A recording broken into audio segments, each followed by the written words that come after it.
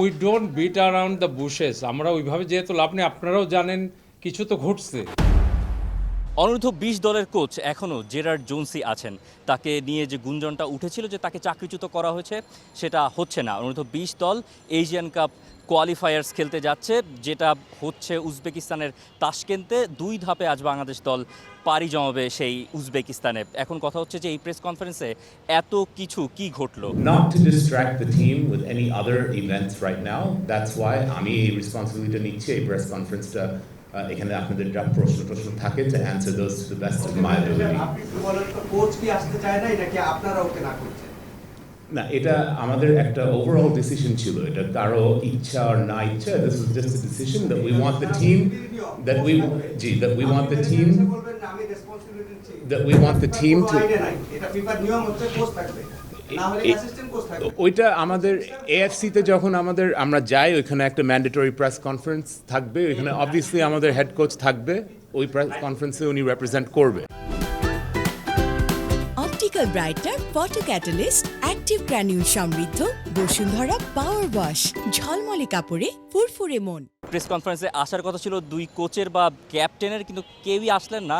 শেষমেশ team manager Samid Kasem এবং বাফুফের technical director তিনিও আসলেন প্রেস কনফারেন্সে। একের পর এক সাংবাদিকদের প্রশ্ন ছিল ওই কোচ কেন আসেননি, বা কোনো ক্যাপ্টেন ছাড়া বা কোনো কোচিং স্টাফের কোনো সদস্য ছাড়া কিভাবে একটা প্রেস কনফারেন্স করে এফসির আন্ডার-20 এই এশিয়ান কাপের কোয়ালিফায়ার্স বাংলাদেশ খেলতে যাচ্ছে, সেই সব প্রশ্নের সব উত্তর একে একে দেওয়ার চেষ্টা করেছেন। এবং কোচ আতিকুর রহমান মিশু আর হেড কোচ জেরার্ড জোন্সের ভেতরের যে দ্বন্দ্ব, সেই দ্বন্দ্বের কারণে যেন খেলোয়াড়দের খেলার মাঠে কোনো প্রভাব না পড়ে, সে কারণেই এই ব্যবস্থা, এবং সে কারণে ক্ষমাও চেয়েছেন বাফুফের টেকনিক্যাল ডিরেক্টর। অফকোর্স আপনি যেটা আপনারা রেজ করছেন it's a valid point.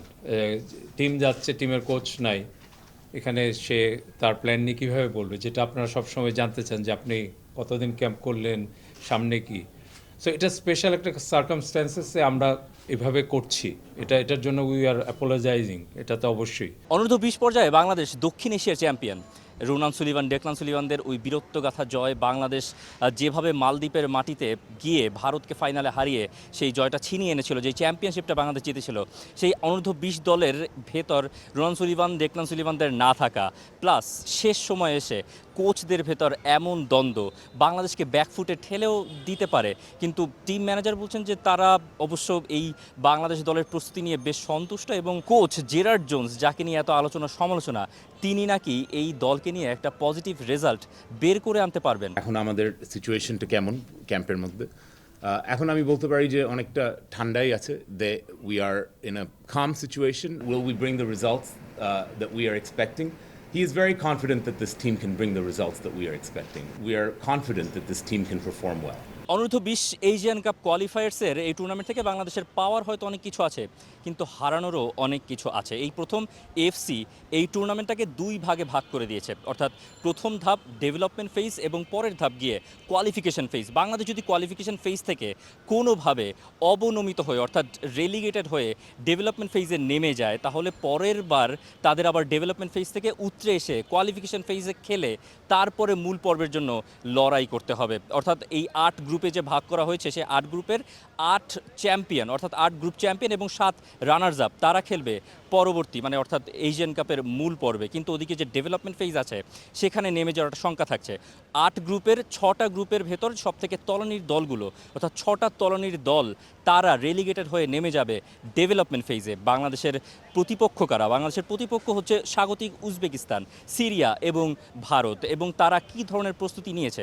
Bharat, তারা এই যে মাঝখানে প্রস্তুতির যে সময়টুকু পেয়েছে, সেখানে তারা সিঙ্গাপুরের সঙ্গে প্র্যাকটিস ম্যাচ খেলেছে এবং ইয়েমেনের সঙ্গে প্র্যাকটিস ম্যাচ খেলেছে, দুটো 4টা, এবং সেখানে ভারত একটাও গোল হজম করে নাই। অন্যদিকে সিরিয়া, তারা 5টা প্র্যাকটিস ম্যাচ খেলে তারা এই আন্ডার-20 এশিয়ান কাপ কোয়ালিফায়ার্স খেলতে আসছে। সেখানে ওমান ছিল, সেখানে সৌদি আরব ছিল, বাহরাইন ছিল। অর্থাৎ আপনি বুঝতে পারছেন যে তারা প্রস্তুতিতে কোনো ধরনের ঘাটতি রাখে নাই। অন্যদিকে যে উজবেকিস্তান, যারা স্বাগতিক দল, যাদের সিনিয়র টিমটা বিশ্বকাপ খেলে এসছে, তো ওই উজবেকিস্তানকে তো ভয় পাওয়ার একটা কারণ রয়েই যাচ্ছে। উজবেকিস্তানের সঙ্গেই ম্যাচ দিয়ে 31 আগস্ট খেলা শুরু হবে বাংলাদেশের, অর্থাৎ এশিয়ান কাপের কোয়ালিফায়ারের এই যাত্রাটা শুরু হচ্ছে। বাংলাদেশ উজবেকিস্তানের সঙ্গে খেলবে, এরপরে সিরিয়া এবং শেষ প্রতিপক্ষ বাংলাদেশের ভারত। আর এই উজবেকিস্তান সবশেষ যে ওয়ার্ম আপ ফ্রেন্ডলি ম্যাচ খেলে এই এশিয়ান কাপের বাছাই পর্বটা শুরু করতে যাচ্ছে, সেই সবশেষ ম্যাচে তারা সাউথ কোরিয়াকে হারিয়েছে 1-0 ব্যবধানে। আপনি তার মানে এতক্ষণে বুঝে গেছেন এই গ্রুপে, অর্থাৎ যে 4টা দল আছে উজবেকিস্তান, সিরিয়া, ভারত এবং বাংলাদেশ, সেখানে সবথেকে কম শক্তিশালী দলটার নামই হয়তো বাংলাদেশ। তার উপর দিয়ে এই দুই কোচের দ্বন্দ্ব, অর্থাৎ হেড কোচ জেরার্ড জোন্স এবং আতিকুর রহমান মিশুর দ্বন্দ্ব, সেই দ্বন্দ্বের কারণে প্রেস কনফারেন্সেও কেউ আসেননি। ফুটবলারদের যেন এই দ্বন্দ্বের ঝামেলা থেকে দূরে রাখা যায় সেই চেষ্টাও বাংলাদেশ ফুটবল ফেডারেশন করেছে। কিন্তু কথা হচ্ছে এই ডাগ আউটের সমস্যা এখানে কি মিটেছে? এবং এই ডাগ আউটের সমস্যা উজবেকিস্তানে যখন বাংলাদেশ 31 আগস্ট, 3 সেপ্টেম্বর এবং 6 সেপ্টেম্বর 3টা গুরুত্বপূর্ণ ম্যাচ খেলবে এশিয়ান কাপের মূল পর্বে খেলার লড়াই করতে, সেখানে এই ডাগ আউটের সমস্যাটা কি খেলার মাঠে কোনো প্রভাব ফেলবে? Tausif Hasan, T Sports.